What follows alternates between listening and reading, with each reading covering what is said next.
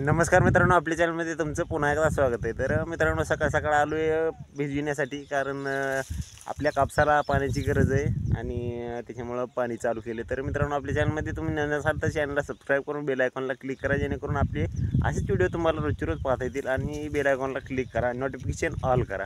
तर चला मित्रांनो, व्हिडिओ कंटिन्यू वॉचिंग करा। तर मित्रांनो बघा, इकडं आपलं माग कापसाच्या कडेला आपण एक पट्टा घातलेला आहे। तर त्या पट्ट्याला पण पाण्याची गरज आहे, फुल कळी लागायला चालू आहे आणि कापूस पण जास्त दिवस झालं पाऊस नाही, त्याच्यामुळं कापूस पण सुकायला होता, बरडे काळा रान तेवढं सुकत नाही।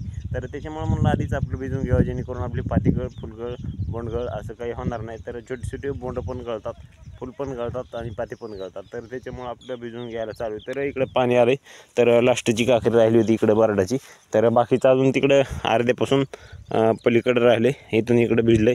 ते बघू शकता कसं हिरवगार झाले आजच्या आज रान। तर फुलं पण एकदम बेस्ट आहेत आणि डोक्यापर्यंत माल आलेलं, तर तुम्हाला जवळून दाखवतो मी। तर बघू शकता, हे बघा इथपर्यंत माल आपला पाकलेला आहे। तर मित्रांनो, इथपर्यंत माल पाकल्यामुळे काय, आता इथं वर राहिले शेंड्याला धापास बोंड, आता ह्या गाऱ्यामुळे पकतील आणि आपल्याला उत्पन्न चांगलं भेटेल। तर गेल्या वर्षी पण ह्याच्यामध्ये 10 क्विंटलच्या आसपास आपल्याला ॲव्हरेज मिळालं होतं। तर 30-32 गुंठे रान आहे। तर मित्रांनो बघू शकता, बोंड पण खूप आहेत, म्हणजे आपल्या कामापुरते आहेत म्हणायचं। तर मित्रांनो, आता एवढी काकरी झाली की आपल्याला त्या साईडनं तिथून पलीकडं भिजवायचं लांब निघाली। तर हे थोडंसं काकुडकं होतं, तर एकच काकरी राहिली। तर मित्रांनो, इथून पुढं तूर पण आलेली नाही, इकडं जरा पाणी साचत होतं पावसाळ्यामध्ये, त्याच्यामुळं इथं तूर उगवलेली नाही। तिथून पलीकडं आपली पट्टी येतं आणि तिकडून पण एक पट्टा घातलेला आहे, जेणेकरून आपल्याला खायला थोडीफार तुरीची डाळ भेटेल, याच्यामुळं लावली। तर दरवर्षी येत नाहीत, तर औंदा आली तर थोड्याफार प्रमाणामध्ये। तर बघू शकता मित्रांनो, इकडं आपलं चालू आहे आजचं कामकाज, कापसाला पाणी द्यायला आणि तुरीची पण पट्टी भिजवायला। तर बघू शकता इथं आलं आहे पाणी। तर काय होतं माहिती, काय पाणी भिजविताना असं हे केर कचरा असा मध्ये अडकतोय, तर त्याच्यामुळे आपलं पाटात उभारून पाणी चालवावं लागते। तर चला आता तिकडं लांबणी खाली लावू। तर ही आता इथून पाणी जाणार आहे, कारण पाटातलं लय मोठं पाणी येणार आहे आणि आपली काकरी इथून तिथपर्यंतच राहिली, त्या तुरीच्या पाट्यापर्यंत। तर चला आपली काकरी आता मोडून घेऊ। तर मित्रांनो, पाणी इकडून काल लाईट गेल्यामुळं इकडून लावलं होतं लांबणी खाली, तिकडून इकडं। तर आपले 1-2 काकऱ्या गेलेल्या आहेत आणि इकडून बघू शकता इकडं स्प्रिंकलर पण चालू आहे तिकडं शेजाऱ्याचं, कारण लय जास्त गरज आहे पावसाची। त्याच्यामुळं सर्व कापसावाले जी बागायतदार आहेत, कापूस बागायतदार, ती सर्व कापूस भिजवण्याच्या तयारीमध्ये आहेत।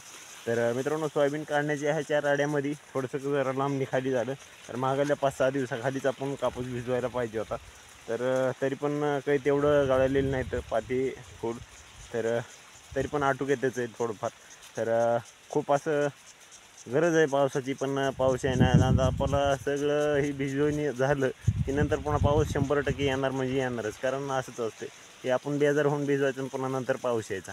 तर बघा, इकडं पण स्प्रिंकलर चालू आहे मागं। तर आपण तुरीच्या पाठीमध्ये पाणी लावले आता। तर बघू शकता इकडं स्प्रिंकलर आहे चालू, ते शेजाऱ्याचं। तर आपल्या पण शेतामध्ये पाणी यायला थोडंफार त्याचं, तर बघू शकता इथं। तर स्प्रिंकलरनं भिजविण्याचं कारण कसं असतं की संध्याकाळची लाईट असली की स्प्रिंकलर खूप उपयोगी येते। इचूकाड्यामुळं माणसाला हिंडायची गरज नाही, आपलं एकदा फिरलं बघितलं की आपलं काम संपतंय। तर एकदा फिरलं की टेन्शन नाही, आपलं रसाऱ्या बसतं भिंगते आणि आपले शेत पण भिजून निघतंय। तर आपली पण काकरी आता कडीला आलेलीच आहे, आता आपल्याला मोडायचं पाठीमागं जाऊन। तर चला आपण घेऊ आता मोडून, पाठीमागं जाऊन तिकडं आपण एक पाठ करावं लागणार आहे आता, कारण पहिलं भिजलेलं नाही ह्याला पाठ पाण्यानं। तर त्याच्यामुळं पाठ आता चालूमध्ये आपल्याला करून घ्यायचा आहे। तर बघू शकता इकडं पाणी आपल्या शेतापर्यंत यायले, ह्यांचं पण बघू शकता आपल्या पण शेतामध्ये यायले पाणी 2 काकऱ्यावर। तर चला आपली काकरी इथं आलेली आहे, आता आपण घेऊया मोडून मागं पाठीमागं जाऊन। तर मित्रांनो, तिकडलं पाणी येण्यामुळं काय व्हायलं की तिकडं कडीला मोडा गेल्यामुळं हे सगळं भिजून गेलो मी पण। तर आता आलो लांबणी खाली, आता आपल्याकडं काही येत नाही ते पाणी, आपण 2-3 साऱ्या भिजल्यात त्या कडीकडून, आता तिकडून पाणी यायलं होतं, त्याच्यामुळं तिकडून भिजल्यात आपल्या साऱ्या। आता काय इकडून भिजवायचं, आता इकडं आपल्याकडं काही येत नाही पाणी।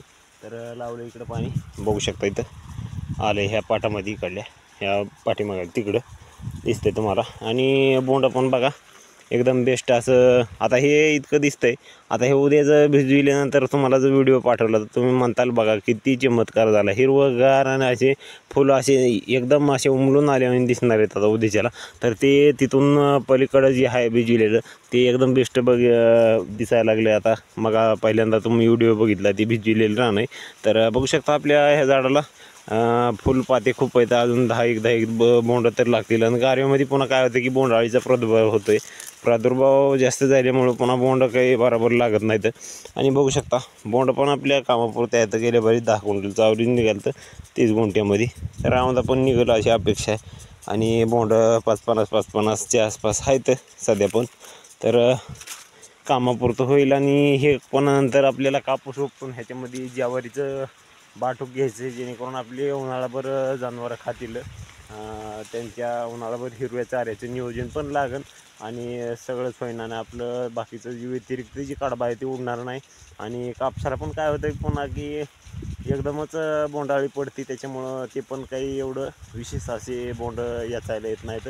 आणि त्याला भाव पण जास्त लागत नाही. तेवढी मुलगी द्यावं लागते पुन्हा फवारून आणि भिजवून सुद्धा. तर त्याच्यामुळं आपलं असंच उपटून टाकायचा आणि ज्वारी पेरून टाकायची डायरेक्ट. तर कापसात तुम्ही पेरायचे असेल तर पेरू नका, कारण कापसामध्ये आम्ही 1 वर्ष बाजरी पेरून बघितली, ज्वारी पेरून बघितली, काय तेवढं जमत नाही. तर त्याच्यामुळं आपलं डायरेक्ट उपटायचं आणि डायरेक्ट सरीवरती पेरून टाकायचं, जेणेकरून आपल्याला रान पण कापसामधलं रिकामं होईल, कापूसमधला निघून जाईल. आणि पुढल्या वर्षी कापसाला आपल्याला लवकरात लवकर इगीन पडणार नाही. कारण जास्त दिवस कापूस पण जमिनीमध्ये राहिला समजा उन्हाळाभर, तर त्याच्यातले काही जीवजंतू असते ते जमिनीमध्ये शिरून बसतात.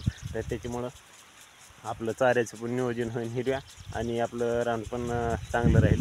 तर बघू शकता इकडं मस्तपैकी असं आपलं पण भिजायला लागलेलं. आणि ते शेजारीचं पण स्प्रिंकलर चालू आहे. तर आपण पण स्प्रिंकलर लावायचं होतं, पण म्हणलं न जाऊ दे, आपलं असंच भिजून घ्या. एकाड आपण सरी मारलेली, तुम्ही सरीचा व्हिडिओ बघितला असेल तर आपल्या चॅनलवर जाऊन बघू शकताय तुम्ही. तर सरी मारलेली, तर त्याच्यामुळं आपलं भिजवायला पण तेवढं अडचण होणार नाही. आणि भिजवायला पण टाईम लागणार नाही जास्त. आजच्या दिवसामध्ये आपलं हे शेत भिजून निघणार आहे. आणि नंतर पण आपल्याला रब्बीचं पण पिकं भिजवायची, तर घेवडा असू, ज्वारी असू किंवा गहू असू. तर बघू शकता हे पाणी इथपर्यंत यायला लागलेलं. लय लांब पाणी हाणायला, कारण व्होल्टेज जरा जास्त आहे. तर हे दुसरीकडून आहे, आपलं दुसरीकडून आहे. हे आडसच्या क्षेत्रामध्ये विहिरे ह्यांची समजा म्हणायचे, आडसकडून लाईट आहे, आपली केकानवाडीकडून लाईट आहे. तर लाईटीमध्ये पण फरक असतो. व्होल्टेज कुंकड जास्त असतं, कुंकड नसते. तर जाऊ द्या. तर चला, व्हिडिओ शेवटपर्यंत बघितल्याबद्दल तुमच्या सर्वांचे खूप खूप आभार. आणि आपल्या चॅनलला सबस्क्राईब केलं नसेल तर तेवढं सबस्क्राईब करून ठेवा. तर चला, भेटू उद्याच्या व्हिडिओमध्ये.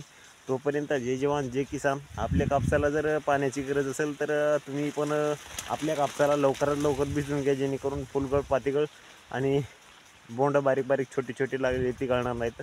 तर चला, भेटू उद्याच्या व्हिडिओमध्ये. तोपर्यंत जय जवान जय किसान.